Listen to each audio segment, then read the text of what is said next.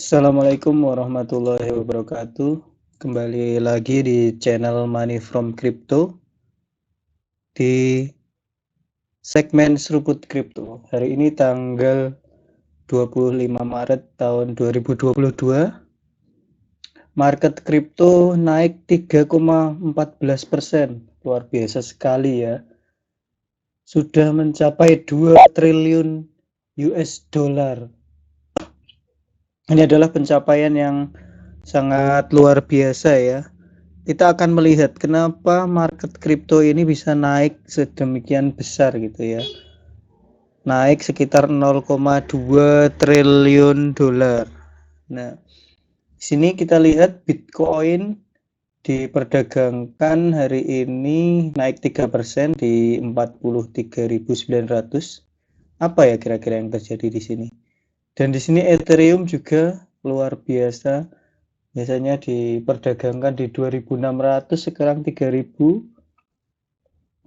Dan ini juga terjadi di koin-koin lainnya ya. Cardano ini luar biasa juga ya. Naik luar biasa besar 6,58%. Luna meskipun turun, dia per koinnya biasanya hanya 70 US per koin, sekarang 93.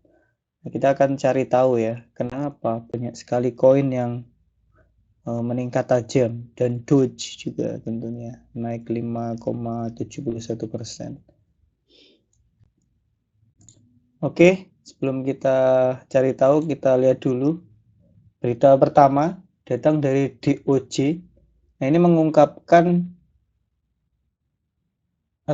tuduhan di tengah penyelidikan ya tentang rug pull dari NFT-nya dia, yaitu Frosties.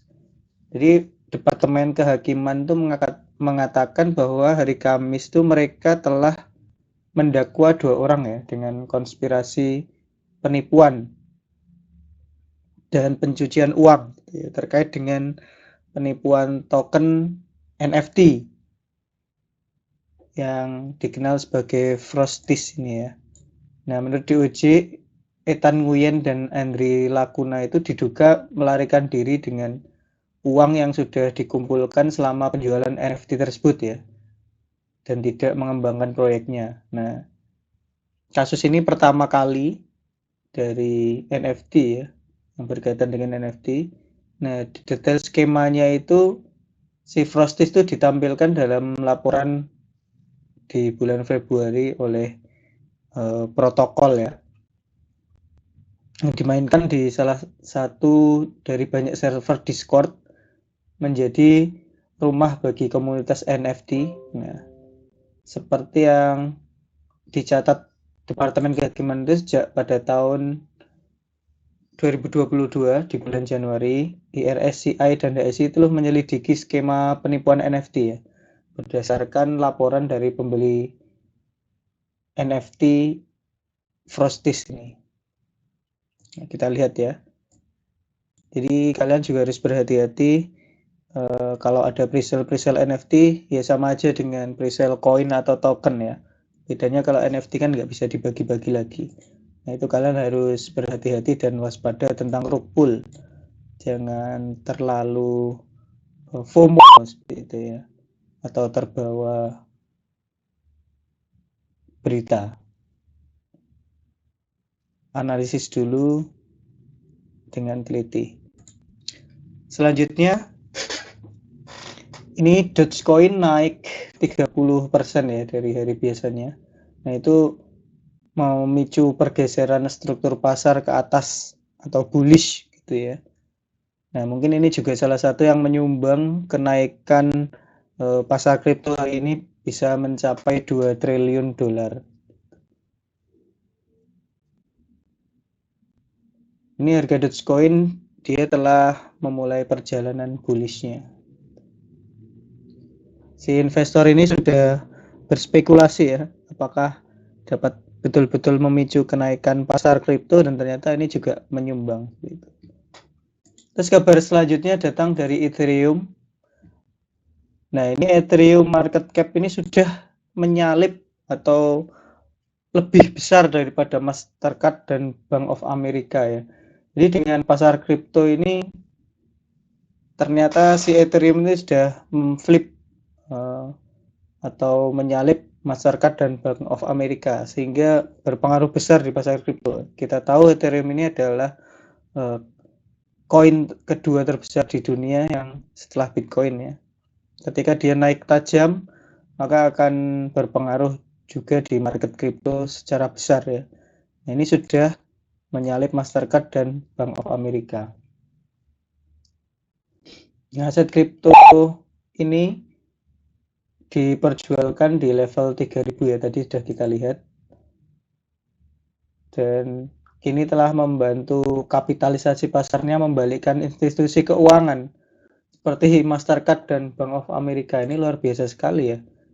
Menurut informasi yang tersedia di CoinMarketCap ya, kapitalisasi pasar ETH itu sudah mencapai 366 miliar dolar. Bayangkan, luar biasa banyak ya, atau sepertiganya Bitcoin lah. Padahal banknya aja hanya 347 miliar. Terus Mastercard aja cuma 337 miliar. Luar biasa sekali. Dan meskipun lonjakannya besar, ini tuh masih belum dimulai gitu ya. Dan masih akan jauh lagi dari analis-analis bahwa harga Ethereum itu akan melonjak lebih dari ini. Ini juga menyumbang ya. Jadi selain Doge tadi di berita sebelumnya, Ethereum ini juga menyumbang dengan peningkatan market cap kripto secara global. Terus dia juga ini ada berita ya dari ZTE. Kalian pasti udah tahu ya, produk-produk ZTE ini luar biasa di kancah teknologi dan mungkin kalian ada yang punya ya. Seperti HP, router, modem dan segala macam. Nah, raksasa telekomunikasi Tiongkok ZTE ini mendaftarkan merek dagang Metaverse saat aplikasi merek dagang NFT melambung di Tiongkok. Nah, si raksasa Cina ini mengumumkan kedatangannya di pasar Metaverse. Jadi perusahaan telah berhasil mendaftarkan beberapa merek dagang Metaverse ya. Namun merek dagang ZTE itu termasuk dalam kategori peralatan ilmiah dan komunikasi. Nah, pertempuran untuk Metaverse semakin luar biasa ya. Dan mungkin kita itu sudah mulai mendekati era Web3 gitu. Jadi raksasa telekomunikasi Tiongkok ini sebagian milik negara. Dia mengkhususkan diri dalam peralatan telekomunikasi, perangkat lunak, ponsel, dan banyak lagi ya. Nah, secara komparatif akan lebih mudah nih bagi ZTE untuk menghadapi dunia digital. Namun perusahaan telah dilihat sebagai ancaman yang konstan ya terhadap keamanan nasional oleh perusahaan AS Joe Biden ini. Presiden AS Joe Biden juga telah melarang raksasa telekomunikasi itu untuk mendapatkan lisensi baru di negara Amerika gitu. Jadi dengan adanya ZTE ini ancaman bagi Amerika. Sekarang malah dia masuk ke Metaverse. Kita akan tunggu seberapa besar kancahnya ZTE ini. Sudah menjadi raksasa teknologi, apakah juga dia akan menguasai Metaverse? Kita lihat saja nanti. Terus selanjutnya datang dari Definance Capital ya, yang menyelamatkan 13,3 juta dolar yang berisiko dicuri. Ini minggu yang buruk ya, jadi untuk si Definance Capital ini. Jadi pada hari Selasa dilaporkan bahwa pendiri Definance Capital ini, Arthur Cheong, itu melakukan atau diserang phishing ya, dengan mengeklik tautan di emailnya. Jadi kalian kalau misal ada email-email yang nggak jelas terus ngeklik link yang ada di sana, itu hati-hati karena bisa jadi itu adalah phishing dan bisa mengakses dompet digital kalian termasuk dompet kripto kalian. Nah, ini si Arthur ini ya, dompet kripto pribadinya ini hampir dia kehilangan 1,7 juta dolar dalam bentuk NFT dan mata uang kripto. Nah, ini awalnya dia kehilangan 200.000 token Lido ya, setara 720.000 US. Ya, ini milik perusahaan bahkan. Nah, dan lebih buruk lagi itu bernilai atau berisi 3,7 juta token Lido lagi juga diakses oleh si hacker ini tadi ya, senilai 13,3 juta US dollar. Dan terus dikuras ya dari dompetnya si Arthur ini ya. Namun vesting itu lebih longgar, memberikan kelonggaran ya, meskipun si hacker ini memiliki akses ke token Lido yang dimiliki, itu mereka tidak dapat menjual semuanya karena terkunci dalam kontraknya si vesting ini. Masih selamat lah. Jadi kalian hati-hati ya. Di dunia digital termasuk kripto ini kan banyak sekali orang jahat juga selain orang baik. Dan tantangannya memang seperti itu sebelum kripto ini diadopsi secara mainstream. Silakan kalian berhati-hati jika ada link-link aneh entah di email ataupun yang dikirim di sosial media. Selanjutnya ada berita dari Rusia ya. Jadi Bitcoin mendapatkan 20 miliar dolar. Nah, yang bertanggung jawab untuk kenaikan 3% tadi ya. Setelah Rusia itu mempertimbangkan menerima BTC untuk penjualan sumber daya alam. Kita ketahui krisis geopolitik di dunia ini ya, yang terjadi peperangan antara Rusia dan Ukraina. Jadi setelah Ukraina itu mereka menerima donasi dalam bentuk kripto ya untuk membantu mereka berperang. Nah, sekarang giliran Rusia ini karena banyak sekali yang mengancam Rusia dan memblokade akses keuangannya. Nah, Rusia ini berbicara melalui wakilnya ya dari Komite Energi Rusia, Pavel Zavalny. Nah, dia itu dengan sekutu-sekutunya seperti Cina, Turki itu bilang bahwa silahkan kalian itu bisa bertransaksi tidak pakai dolar, tapi pakai lira atau yuan dengan negara mereka, dengan mata uang negara mereka nggak apa-apa. Bahkan ketika mau membayar pakai Bitcoin, Rusia juga siap. Nah, mungkin ini juga salah satu yang membuat harga Bitcoin itu naik 3% ya, atau sangat besar sekali. Karena investor ini, wah jangan-jangan nanti ini sudah bisa mainstream ini kripto dan digunakan di seluruh dunia. Karena satu persatu negara itu mulai membolehkan kripto ya, meskipun regulasinya masih tarik ulur di berbagai negara. Apakah Rusia akan meregulasi kripto? Kita akan lihat nanti. Selanjutnya ada kabar dari Ethereum, di mana Ethereum ini juga naik ya tadi ya.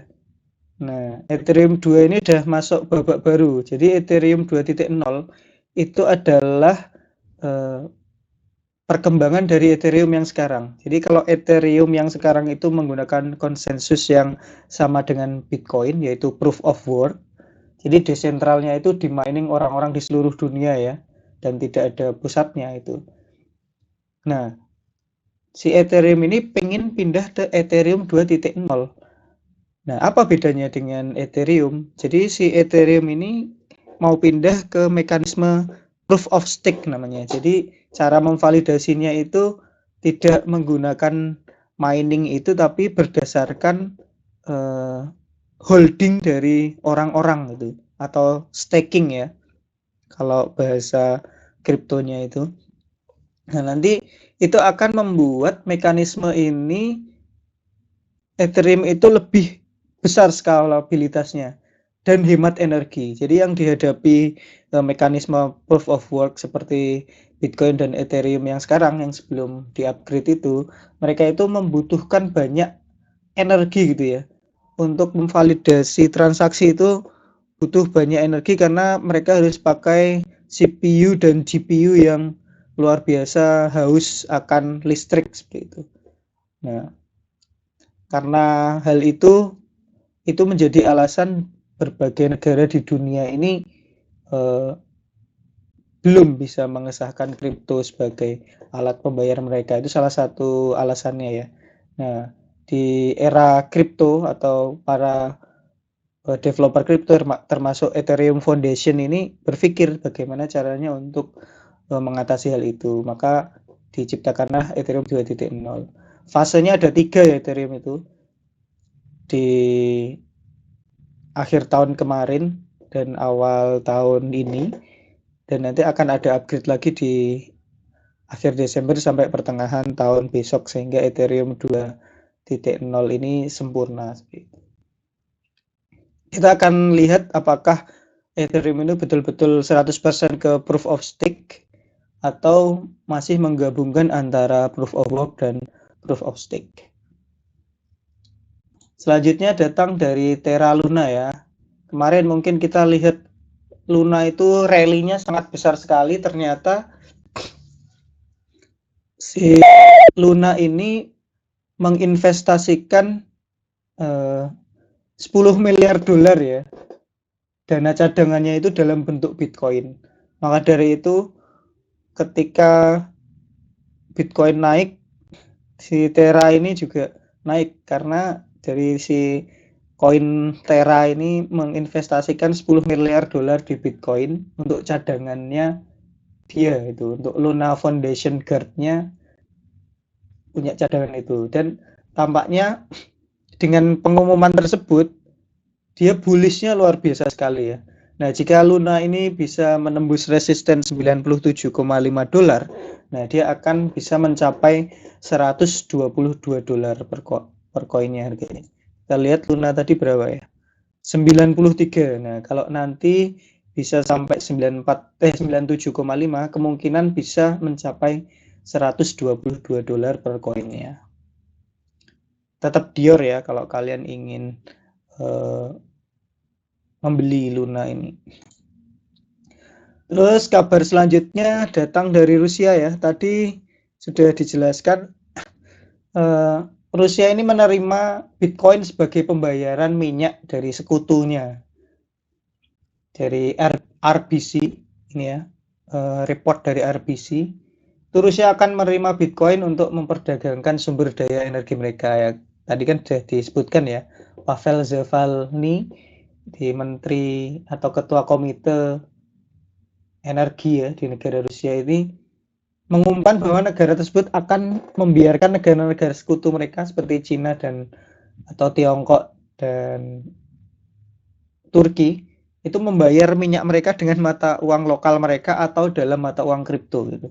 Nah, pengumuman itu muncul setelah serangkaian sanksi internasional yang secara efektif itu membatasi akses Rusia ya ke sistem keuangan global. Jadi komunitas internasional itu menjatuhkan hukuman pada negara ini karena invasinya ke Ukraina.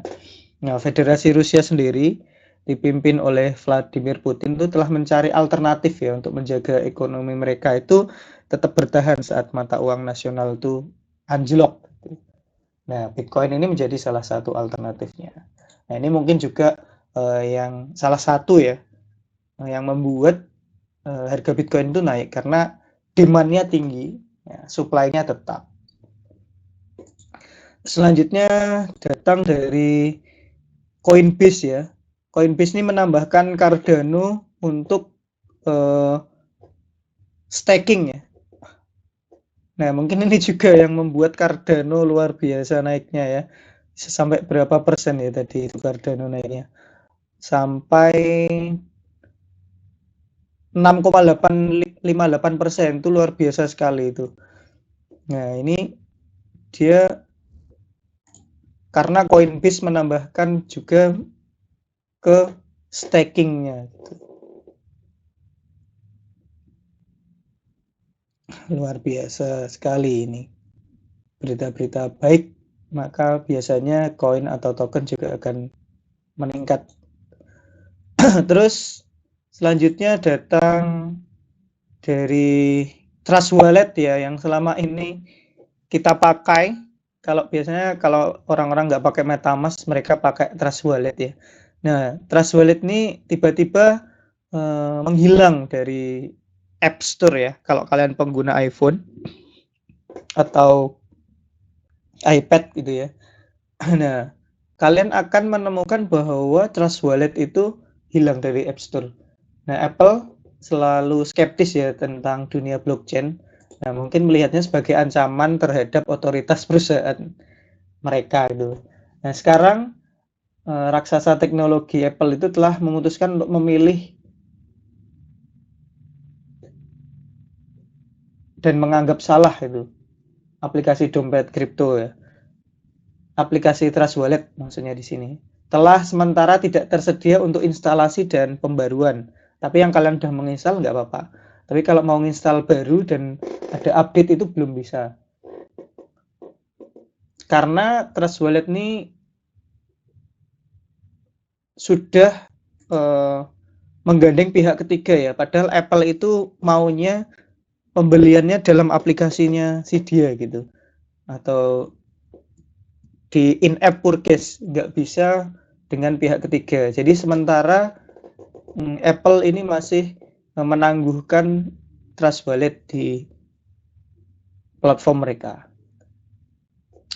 Tapi kalian jangan panik ya, ini mungkin hanya sementara. Terus kabar selanjutnya dari Grayscale, mereka meluncurkan smart contract atau platform smart contract yang baru ya. Nah, Cardano dan Solana ini juga sudah di-track gitu ya oleh mereka.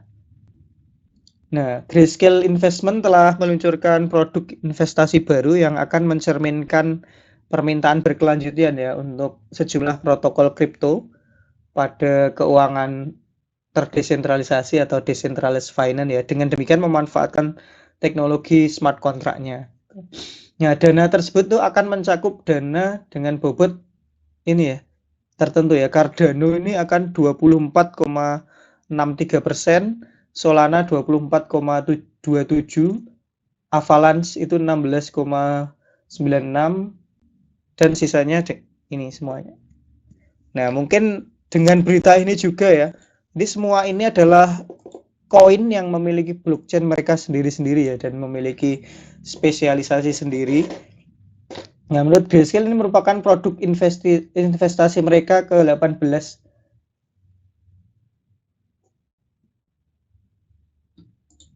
Luar biasa ya adopsinya. Dan mungkin tahun ini akan menjadi tahun seperti yang 2011, 2021 ya. Di mana kripto itu sangat booming gitu. Apalagi nanti di bulan-bulan September, Oktober biasanya ada token atau koin yang pump gila-gilaan itu.